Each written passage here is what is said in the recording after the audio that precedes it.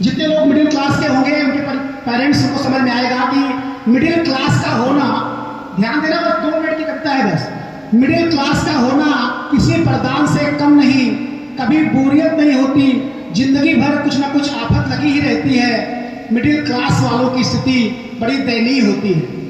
ध्यान देना कि उन्हें तैमूर जैसा बचपन, ना तो उन्हें तैमूर जैसा बचपन नसीब होता है, ना अनूप जलोटा जैसा बुढ़ापा, फिर भी अपने आप में उलझे हुए व्यस्त रहते हैं।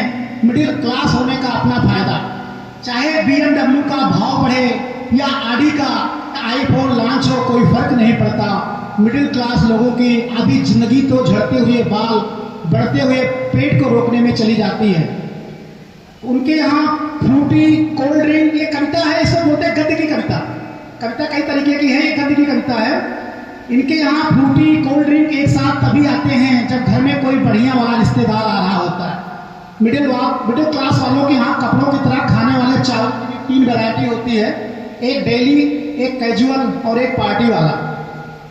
और बस छानते समय चाय पत्ती को दबाकर लास्ट बूंद तक निचोड़ लेना ही मिडिल क्लास वालों के लिए परम सुख की अनुभूति होती है।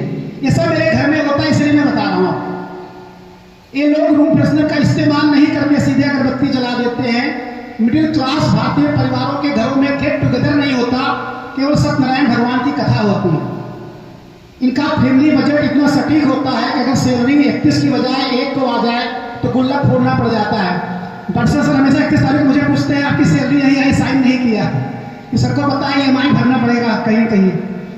चलिए लास्ट में पढ़ देता हूँ, खत्म करता हूँ। मिडिल क्लास के सपने भी लिमिटेड होते हैं। टंकी भर गई है, मोटर बंद करना है, गैस पर दूध उबल गया है, चावल जल गया है, इसी टाइप के सपने आते हैं। दिल में अनगिनत सपने लिए बस चलता ही जाता है, चलता ही जाता है और चला जाता है मिडिल क्लास का आदमी। यही होती मिडिल क्लास की जिंदगी। एक बार पुनः सभी